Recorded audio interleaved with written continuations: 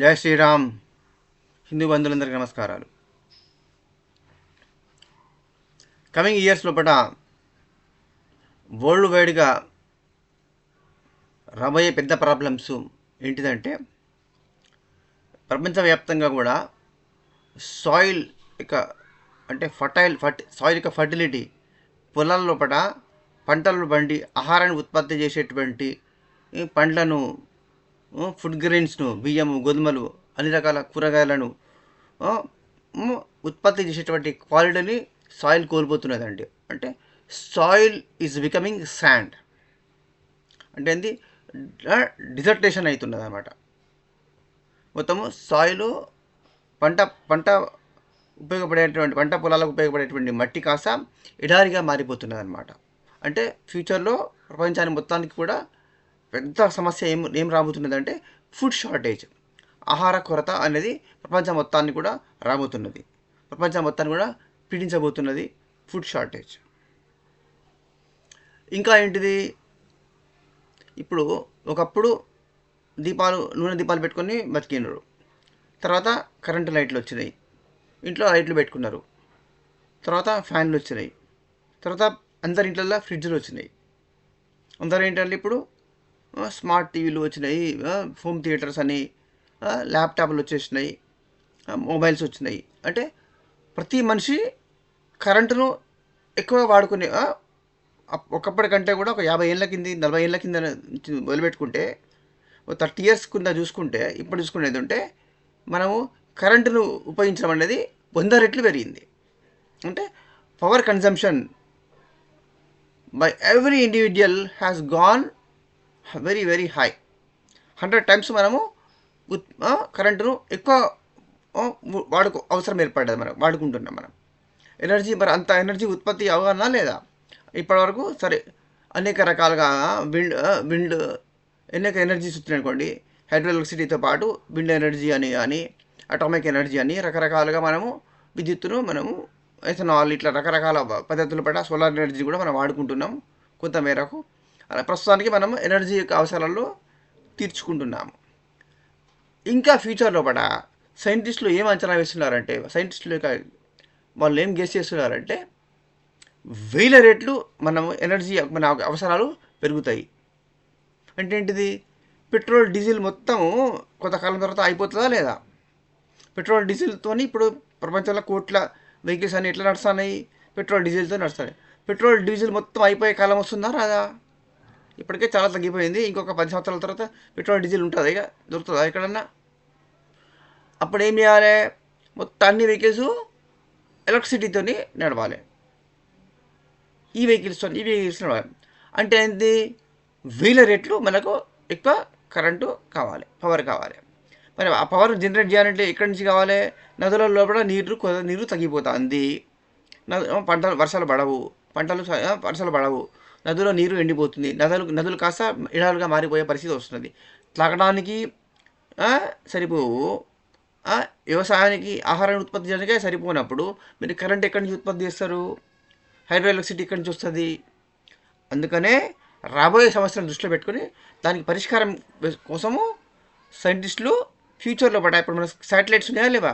ఇప్పుడు ఆస్ట్రోనాట్స్ అందరూ పోయి ఒక ఆర్టిఫిషియల్ శాటిలైట్లో పోయి, ఉపగ్రహంలో పోయి అక్కడ ఒక కక్షలో ఒక యాక్సిస్లో తిరుగుతుంటారా లేదా? తిరుగుకుంటా వాళ్ళు చంద్రుని మీదకి పోతారు. తర్వాత చంద్రుడి నుంచి కొంచెం దూరం పడ స్పేస్ స్టేషన్ పెట్టేసి ఆర్బిట్లో తిరుగుకుంటా రీసెర్చ్ చేస్తూ ఉంటారు. అట్లనే మనం ఇంకా కొంత పైకి కొంత దూరం పోయి ఆర్టిఫిషియల్ శాటిలైట్ స్టేషన్స్ పెట్టుకొని సన్ నుంచి మనం సోలార్ ఎనర్జీ తీసుకొని దాన్ని సోలార్ ఎనర్జీని జనరేట్ చేసుకొని ఈ భూమి మీద ప్రపంచంలో ఈ భూగోళానికి, ప్రపంచంలో ఉన్న అన్ని దేశాలకు, భూమి మీద ఉన్నటువంటి అన్ని దేశాలకు సరిపోయేంత ఎనర్జీని మనం ఉత్పత్తి చేయాలని సైంటిస్టులు అంచనా వేస్తారు. దానికోసం ప్లాన్లు చేస్తారు, పరిశోధనలు జరుగుతాయి. దానికోసం ప్లాన్ చేస్తారు. అంటే థియరీ అయితే ఉన్నది, ప్రాక్టికల్గా రావడానికి టైం పడుతుంది కదా. ఏదైనా first theory is postulated by some scientist. In due course of time, over a period of time, some other scientists will come up and they will come up with practical solutions. First theory రూపొందిస్తే కదా, first ఆలోచన రావాలి. ఆలోచన వచ్చాక theory రూపొందిస్తే దాని మీద research జరిగి science ఇంకా డెవలప్ అయ్యి తర్వాత అది ప్రాక్టికల్గా అచీవ్మెంట్ అనేది వస్తుంది. అది అది సైన్స్ డెవలప్ అయ్యే పద్ధతే అది. కాబట్టి వాళ్ళు థియరీస్ ఆల్రెడీ పాస్టులేట్ చేసి ఉన్నారు, వాళ్ళు గెస్ చేసి వాళ్ళు ఐడియాస్ ఉన్నాయి వాళ్ళ దగ్గర, దాన్ని ఇంప్లిమెంటేషన్ కోసము చేస్తారు, దానికి ప్రయత్నాలు జరుగుతున్నాయి. ఒకవైపు ప్రపంచానికి భూగోళానికి ఏమేమి సమస్యలు రాబోతున్నాయి, ఇంతెంత ప్రమాదాలు ఎదుర్కోబోతున్నది ఈ భూమి, వీటికి పరిష్కారాలను ఇప్పటి నుంచి కనుగొనడం కోసం వాళ్ళు ప్రయత్నాలు చేస్తారు. ఇంకోటి ఏంటిది, గ్లోబల్ వార్మింగ్. ఇంకొక సమస్య ఏంటి, ప్రపంచానికి రాబోతున్న పెద్ద సమస్య, ఈ భూమికి రాబోతున్న పెద్ద సమస్య అనేది భూ ఉష్ణోగ్రత. గ్లోబల్ టెంపరేచర్ పెరుగుతుందా లేదా, ప్రతి సంవత్సరము టెంపరేచర్ పెరుగుకుంటూ పోతుంది. ఇంకొక 5 to 7 మీటర్స్ సముద్ర మట్టం కనుక పెరిగేది ఉంటే, సీ లెవెల్ కనుక పెరిగేది ఉంటే అనేక దేశాలు, ఖండాల్లో పడి అనేక దేశాలు, సముద్ర తీర ప్రాంతాల్లో ఉంటే అనేక సిటీలు మునిగిపోతాయి. ఇప్పటికే బీచ్లు కొత్త పడతాయి, ప్రపంచవ్యాప్తంగా అన్ని దేశాల్లో పడి కూడా బీచ్లు తగ్గిపోతున్నాయి. బీచ్ నీళ్లు ముందుకు వచ్చి బీచ్ కట్టకుండా పోతుంది, బీచ్లు చిన్నగా అయిపోతున్నాయి. అంటే అర్థం ఏంటిది, సముద్ర జలాలు ముందుకు వస్తున్నాయి అని అర్థం అనమాట. బాగా పెరుగుతుంది, ఇంకా సముద్రం నీటి మట్టం పెరిగిందంటే ఎన్ని దేశాలు మునిగిపోతాయి, ఎంత ప్రమాదం అది. ఇది మళ్ళీ భయంకరంగా గ్లోబల్ టెంపరేచర్ పెరిగేది ఉంటే అప్పుడు ఏమవుతుంది, 365 days సంవత్సరం మొత్తం కూడా చలికాలం, వర్షాకాలం, ఎప్పుడు మొత్తం ఇయర్ మొత్తం ఎండాకాలం. అంటే ఏంది, ఇయర్ మొత్తం మనకి ఎయిర్ కూలర్లు, ఏసీలు, ఎయిర్ కండిషనర్స్ అవసరం ఏర్పడుతుంది. అంటే ఏంది, ఇంకా కరెంటు ఇంకా ఎక్కువ అవసరం ఏర్పడుతుంది అన్నట్టు. నీకు సమస్యలు పెరుగుతా అంటే నీకు పవర్ ఎక్కువ అవసరం అవుతా ఉంటుంది. పవర్ ఎక్కువ అవసరం ఏర్పడింది, పవర్ ఎక్కువ ఉత్పత్తి చేయాలా లేదా, పవర్ జనరేట్ కాకుంటే ఎట్లా, అప్పుడు సమస్య రాదు. ఇప్పుడు ఇంకా ప్రపంచం ఇంకా ప్రమాదాలు పడుతుంది. మళ్ళీ ఇంకేంటిది, సాయిల్ క్వాలిటీ తగ్గడం వల్ల కేవలం ఆహార కొరతనే కాదు, ప్రోటీన్ న్యూట్రిషియస్ ఫుడ్ అనేది మనకు లేదనమాట. అంటే మనుషులకు తగినంత మంచి పోషక విలువలు, మంచి బ్యాలెన్స్డ్ డైట్, మంచి ఫుడ్ అనేది దొరకదు. అడవులు తగ్గిపోతున్నాయి, అడవులు కాపాడుకోవాలి, అది చేతనవ్వడం లేదు. ప్రపంచంలో జనాభాను పందులు అధ్వానంగా, గొర్రెలు, బర్రెలు, పందులు మాదిరిగా జనాభాను, కుక్కలు, పిల్లల్లాగా జనాభాను పెంచుకుంటూ పోతాండ్రు ఎంతోమంది. మరి అలా పెంచుకుంటూ పోతే అడవులే కొట్టేసుకుంటా అడవులు తగ్గిపోతున్నాయి. మొత్తం ఎక్కడ చూడు చెట్లు కొట్టేస్తాండ్రు, రియల్ ఎస్టేట్ చేసి దాన్ని అపార్ట్మెంట్ కట్టేసుడు, దానికి ప్లాటింగ్ చేసుడు, దాన్ని సిటీలు పెంచుకుంటూ పోతారు. మరి అడవులు తగ్గిపోతే వర్షాలు పడతాయా, వర్షాలు పడినప్పుడు గడ్డి లేకుంటే పశువులు పెరుగుతాయా, మరి గొర్రెలు, బర్రెలు ఎట్లా బతుకుతాయి? మరి మళ్ళీ గొర్రెలు తినాలి, బర్రెలు తినాలి, ఎద్దులు తినాలి, ఆవు తినాలి ఉంటుంది మళ్ళీ అందరికీ. మరి వాటికి నువ్వు మేతనే పెట్టకుంటే అవి ఎట్లా బతుకుతాయి, మీరు ఎట్లా తింటారు తర్వాత ఫ్యూచర్లో? అంటే మాంసాహారం ఉంటుందా? పశువులే లేకుంటే మీరు మాంసాహారం ఎక్కడి నుంచి తింటారు మీరు? అప్పుడు మరి కేవలం కాయగూరలు, పండు తిందామంటే అవి నీకు తగినంత ప్రొడక్షనే లేదు, నీకు ఉండదు. సాయిల్ క్వాలిటీ తగ్గిపోయాక అగ్రికల్చర్ ప్రొడక్షన్ ఎక్కడ వస్తుంది? చెట్లు ఎక్కడ, తోటలు ఎక్కడ ఉంటాయి, పంటలు ఎక్కడ పండుతాయి, ఫుడ్ గ్రెయిన్స్ ఎక్కడ ప్రొడక్షన్ అవుతుంది? ప్రపంచం మొత్తంలో కూడా ఎడార్లు పెరగబోతున్నాయి, ఇది పెద్ద సమస్య. ఆహార కొరత వస్తుంది, జంతువులో గడ్డి లేదు కాబట్టి గడ్డి అడవులు తగ్గిపోతాయి, గడ్డి మొలవదు, గడ్డి పెరిగినప్పుడు జంతువులు చచ్చిపోతాయి, జంతువులు ఉండవు. కాబట్టి కోసుక తిందామంటే జంతువులు కూడా మీకు ఉండవు మానవాళికి. ఇది పెద్ద సమస్య అన్నమాట. అందుకనే దానికి కూడా పరిష్కారం ఆల్రెడీ దొరికింది. ఏంటిది, ఆహార కొరతకి ఏంది, ఇప్పుడు చంద్రుడి మీదకి పోతారు, 2 నెలలు 3 నెలలు ఉంటారు ఆస్ట్రోనాట్స్, వ్యోమగాములు ఆస్ట్రోనాట్స్. ఏం చేస్తారు వాళ్ళు, ప్రోటీన్, న్యూట్రిన్, అమినో ఆసిడ్స్ అన్నీ కూడా ఏం చేస్తారు, క్యాప్సిల్ ఫామ్లో ఇస్తారనమాట. అంటే టిఫిన్కు ఒక క్యాప్సిల్, మధ్యాహ్నం లంచ్కు ఒక క్యాప్సిల్, రాత్రి కూడా ఒక క్యాప్సిల్ 3 నెలలు, 4 నెలలు, 5 నెలలు ఉంటారా లేదా? సునీత విలియమ్స్ 5 నెలలు ఉండిపోయింది, ఇంకా అక్కడే ఉన్నది పాపం, ఇంకా రాలే.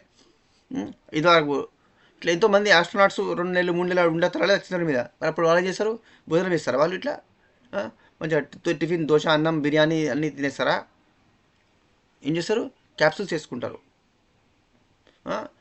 బ్రేక్ఫాస్ట్, లంచ్, డిన్నర్కు క్యాప్సూల్స్ చేసుకుంటారు అనమాట. దానిలో కంప్లీట్ కరెక్ట్గా ప్రోటీన్స్ కరెక్ట్గా లెక్కతో క్యాలిక్యులేషన్ చేసి ఉంటాయి కాబట్టి తయారు చేస్తారు, కాబట్టి స్పెషల్గా వాళ్ళకి తయారు చేస్తారు. కాబట్టి ఆ విటమిన్ మాత్రలు ట్యాబ్లెట్స్ తీసుకుంటే వాళ్ళకు బలం ఉంటుంది, ఆకలి కాదు. అది వేసుకొని హ్యాపీగా వాళ్ళు 3 నెలలు ఉంటారు అనమాట.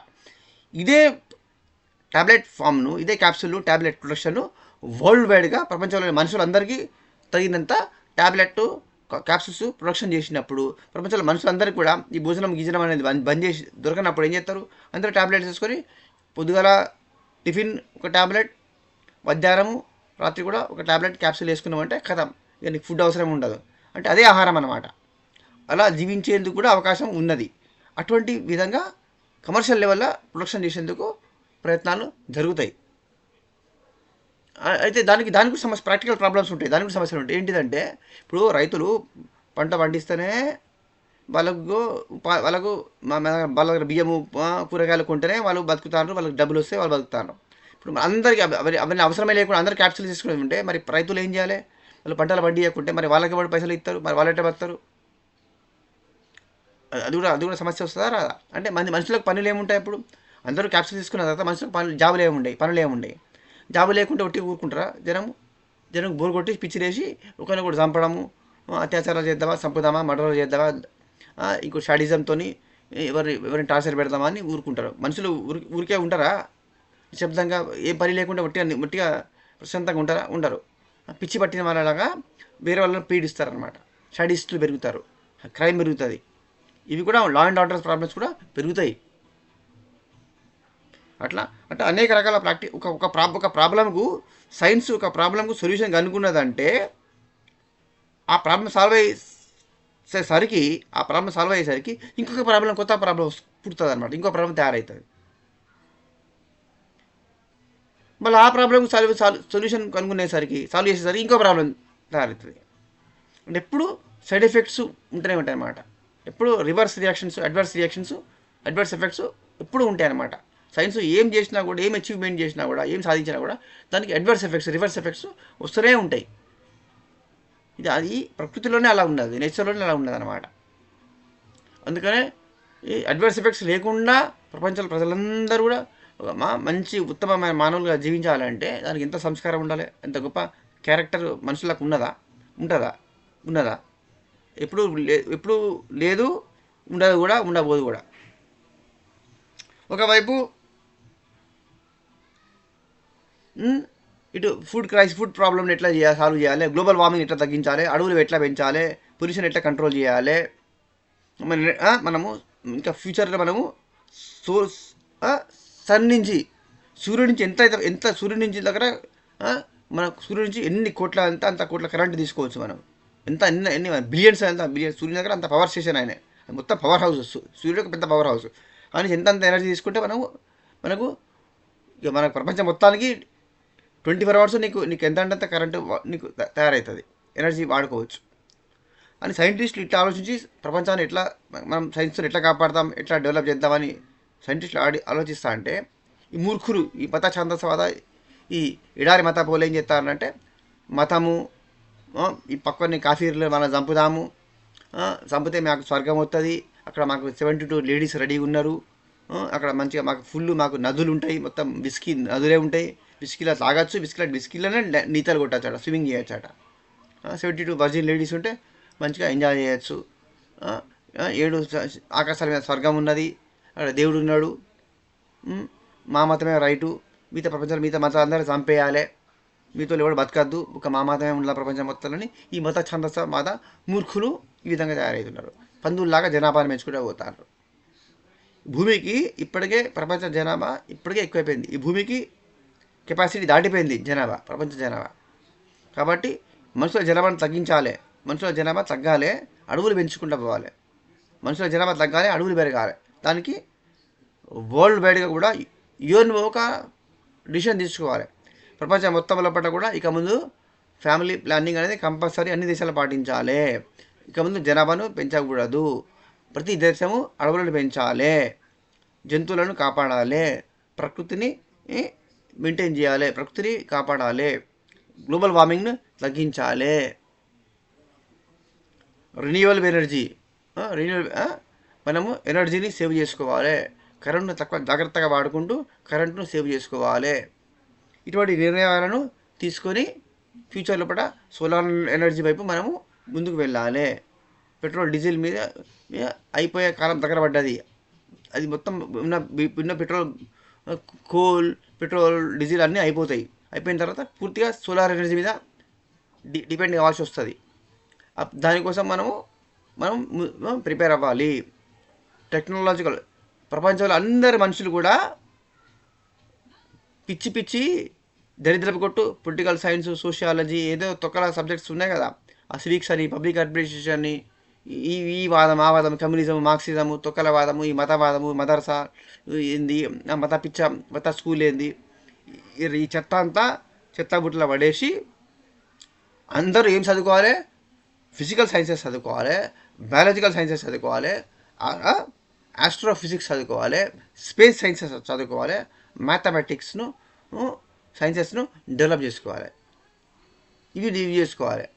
సంతోషం అన్నీ చదివితే ఎప్పటికి ఇవే చదవాలన్నా బోర్ కొడుతుంది కదా అంటే దానికోసము మ్యూజిక్, డ్యాన్స్ అని ఆర్ట్స్ను, మ్యూజిక్, డ్యాన్సు, డ్రాయింగ్, ఆర్కిటెక్చర్ ఇటువంటి ఆర్ట్స్ను కూడా మనసు సంతోషాని కోసము, హృదయం కోసము, ఆనందం కోసము ఈ ఫైన్ ఆర్ట్స్ మనుషులు డెవలప్ కావడం కోసం, ప్రపంచాన్ని కాపాడుకునేందుకు కోసం, ఈ భూమిని కాపాడుకునేందుకు, ప్రపంచాన్ని కాపాడుకునేందుకు సైన్స్ను మనము డెవలప్ చేసుకుంటూ పోవాలి. సైన్స్ మీద మన కాన్సన్ట్రేషన్ అంతా కూడా ప్రపంచంలో అన్ని స్కూళ్ళల్లో, అన్ని కాలేజీల, స్కూళ్ళల్లో స్టూడెంట్స్ కాన్సన్ట్రేట్ చేయవలసింది సైన్సెస్ మీదనే.